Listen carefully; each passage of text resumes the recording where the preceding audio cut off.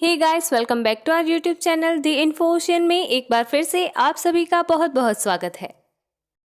हिंदू धर्म में एकादशी बहुत ही महत्वपूर्ण तिथि मानी गई है। हर एकादशी को व्रत और उपवास रखा जाता है। एकादशी की महिमा बहुत ही न्यारी है। एक ही दशा में रहते हुए अपने आराध्य देव का पूजन और वंदन करने की प्रेरणा देने वाला व्रत एकादशी का व्रत कहलाता है। एकादशी व्रत की कितनी महिमा है, इस बात का साक्षी पद्म पुराण माना जाता है, क्योंकि पद्म पुराण में उल्लेख मिलता है कि स्वयं नारद जी ने एकादशी के विषय में उपदेश लिया था। पद्म पुराण में उल्लेखित है कि एकादशी का व्रत महान पुण्य देने वाला होता है। ऐसी ही एक महत्वपूर्ण एकादशी है विजया एकादशी। फाल्गुन मास के कृष्ण पक्ष की एकादशी को विजया एकादशी कहा जाता है। यह एकादशी महाशिवरात्रि की 2 दिन पहले आती है। पौराणिक मान्यताओं के अनुसार एकादशी का व्रत रखने से भगवान विष्णु का आशीर्वाद प्राप्त होता है और कष्टों से मुक्ति मिलती है। एकादशी के योग में व्रत करने से पूजा का फल तिगुना हो जाता है। साथ ही साथ विजया एकादशी की व्रत कथा सुनने वाले की हर मनोकामना पूर्ण होती है।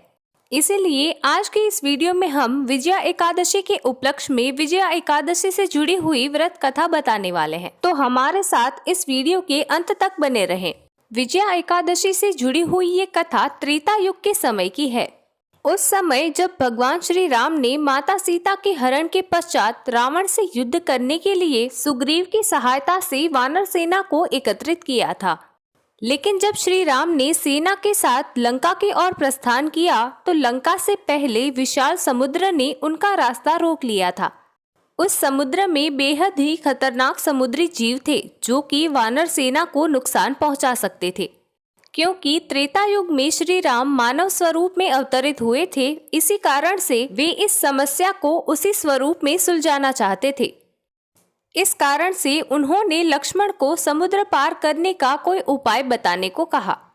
तब लक्ष्मण ने कहा था कि प्रभु, आप तो वैसे भी सर्वज्ञ हैं, फिर भी यदि आप जानना चाहते हैं कि इस समुद्र को कैसे पार किया जाए तो मुझे स्वयं को भी इसका कोई भी उपाय नहीं सूझ रहा। लेकिन हाँ, यहाँ से आधे योजन की दूरी पर वक्दालभ्य मुनिवर निवास करते हैं। मुझे विश्वास है कि उनके पास इसका कुछ न कुछ समाधान हमें मिल जाएगा। जिसके बाद श्री राम वक्दालभ्य मुनिवर के पास पहुंच गए।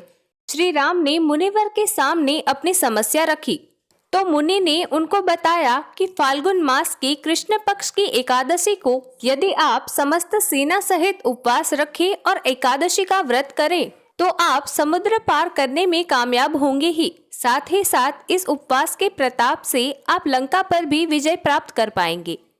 जिसके बाद समय आने पर मुनि वक्दालभ्य के द्वारा बताई गई विधि के अनुसार भगवान श्री राम सहित पूरी सेना ने एकादशी का उपवास रखा और राम सेतु बनाकर समुद्र को पार करके रावण को परास्त किया।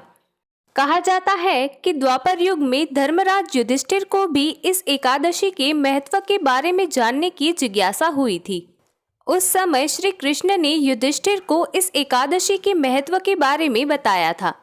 इसके अनुसार एकादशी के महत्व के बारे में सबसे पहले नारद मुनि ने ब्रह्मा जी से जाना था। इसके बाद युधिष्ठिर वो दूसरे व्यक्ति थे जिन्होंने इस एकादशी के महत्व के बारे में जानना चाहा। इस प्रकार विजया एकादशी का पौराणिक और अलौकिक महत्व रहा है और इसी कारण से कहा जाता है कि विजया एकादशी की व्रत कथा को सुनने वाले की हर मनोकामना पूर्ण होती है। आज के इस वीडियो में हमने विजया एकादशी के उपलक्ष्य में आपको विजया एकादशी की व्रत कथा सुनाई। अगर वीडियो अच्छा लगा हो तो वीडियो को लाइक, शेयर और कमेंट जरूर करें। ऐसे ही इंटरेस्टिंग और नॉलेजेबल वीडियो देखने के लिए हमारे चैनल द इन्फोशन को सब्सक्राइब करना ना भूलें। मिलते हैं नेक्स्ट वीडियो में, तब तक के लिए थैंक्स फॉर वॉचिंग।